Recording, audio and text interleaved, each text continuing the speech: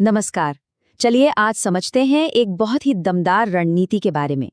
एक ऐसा तरीका जिसका इस्तेमाल करके समुदाय बैंक लोन की नीलामी से खुद को बचा रहे हैं। अच्छा, चलिए एक बहुत ही सीधे से सवाल से शुरू करते हैं।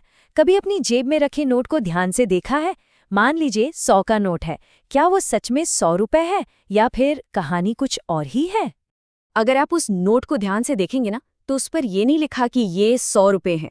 नहीं, उस पर लिखा होता है, मैं धारक को 100 रुपए अदा करने का वचन देता हूँ। मतलब ये जो कागज का टुकड़ा है, ये खुद 100 रुपए नहीं है। ये तो सिर्फ एक वादा है, एक वचन है। तो सवाल ये उठता है कि भाई अगर ये नोट सिर्फ एक वचन है, तो फिर वो कौन सी असली चीज़ है जिसका ये वचन दिया जा रहा है ना? इसका मतलब ये हुआ कि ये नोट सिर्फ लेन देन का एक जरिया है, ये असली रुपया नहीं है। इसको ना एक बहुत आसान सी मिसाल से समझते हैं। सोचिए आपके पास डीजल भरवाने की एक पर्ची है। तो क्या वो पर्ची खुद डीजल है? नहीं, बिल्कुल नहीं। वो तो बस डीजल पाने का एक वादा है, एक टोकन है। बिल्कुल ठीक इसी तरह ये जो बैंक नोट है ना, ये भी असली कीमत नहीं है। ये तो बस उस कीमत को पाने की एक पर्ची है। तो अगला सवाल ये था कि वो 1 रुपया आखिर है क्या चीज जिसे देने का सरकार वादा कर रही है। और इसी सवाल का जवाब ढूंढने के लिए कुछ कार्यकर्ताओं ने आरटीआई यानी सूचना का अधिकार का इस्तेमाल किया और उन्होंने सीधा सरकार से पूछ लिया, भाई अगर ये कागज का नोट रुपया नहीं है तो फिर कानून की नजर में असली रुपया क्या है, बताइए। और आपको पता है, सरकार से जो जवाब आया वो सच में चौंका देने वाला था।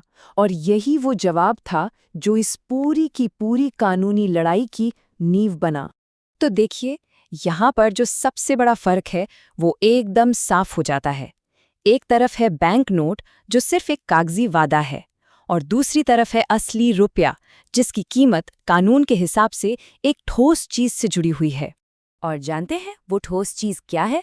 वो है सोना। जी हाँ, सरकारी कागजात के मुताबिक 1 रुपए की कानूनी कीमत ठीक 777 मिलीग्राम सोना है। ये है असली कीमत। ये है वो वैल्यू जो इन कागज के नोटों के पीछे होनी चाहिए। तो ठीक है, ये जानकारी तो मिल गई, पर अब सवाल ये है कि ये ज्ञान, ये जानकारी बैंकों की जमीन नीलामी के खिलाफ एक मजबूत हथियार कैसे बनती है? चलिए अब इसे समझते हैं।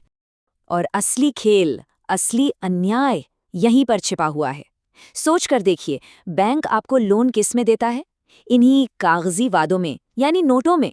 लेकिन जब कोई किसान चुका नहीं पाता तो बैंक उसकी असली संपत्ति, उसकी जमीन नीलाम कर देता है। वादा कागज का और नीलामी असली जमीन की। तो फिर इस नीलामी को कैसे रोका जाए? बैंक को चुनौती कैसे दी जाए? इसके लिए एक सीधी साधी चेकलिस्ट है। 4 कदम है। पहला, बैंक से लोन के सारे ओरिजिनल कागजात मांगिए। दूसरा, जो भी लोन की रकम है उसकी कीमत सोने में निकालिए। तीसरा, बैंक को वही सोने के बराबर की कीमत चुकाने का ऑफर दीजिए। और चौथा, अगर बैंक मना कर दे तो बस इसी हिसाब किताब के आधार पर कोर्ट में केस कर दीजिए। इस टेबल को देखिए, कितना बड़ा फर्क है। बैंक आपसे 4 लाख रुपए के कागजी नोट मांग रहा है, लेकिन जब हम उस 4 लाख को सोने की असली कीमत में बदलते हैं तो हो सकता है कि उसकी असल वैल्यू सिर्फ 10,000 रुपए के बराबर निकले। और यही जो इतना बड़ा फर्क है ना, यही आपकी पूरी लड़ाई का सबसे मजबूत आधार है। और इसका असर बिल्कुल जमीन पर दिखता है, जैसे लखीमपुर में हुआ। जब किसानों ने यही हिसाब किताब कोर्ट के सामने रखा तो कहते हैं कि बैंक वालों की सांस नहीं आई। और कानून तो बिल्कुल साफ है, जब तक ये मामला कोर्ट में है, जब तक इसका निपटारा नहीं हो जाता, तब तक जमीन नीलाम हो ही नहीं सकती।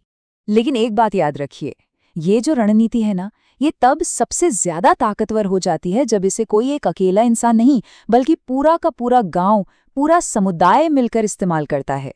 और इस बदलाव की मशाल कौन थाम सकता है? गांव के युवा।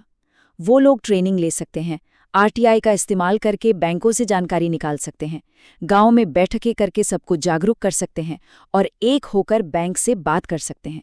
मतलब समाधान बाहर से नहीं आएगा, वो गांव के अंदर से ही निकलेगा। और इस एकता की नींव क्या है? बहुत ही सीधी सीधी बातें हैं। अपनी समस्याओं के हल के लिए किसी बाहरी पर निर्भर मत रहिए, अपने ही लोगों को ताकत दीजिए, उन्हें सिखाइए। और जब बैंक का अधिकारी सामने हो तो सभी एक साथ खड़े हों। याद रखिए, एक की लड़ाई मतलब सबकी लड़ाई। तो आखिर में ये एक सवाल हमारे सामने खड़ा होता है कि हमारी जेब में जो पैसा है वो क्या सच में किसी चीज़ की कीमत का पैमाना है, या फिर ये बस एक ऐसा वचन है जो अभी तक निभाया ही नहीं गया है। इस पर सोचिएगा ज़रूर।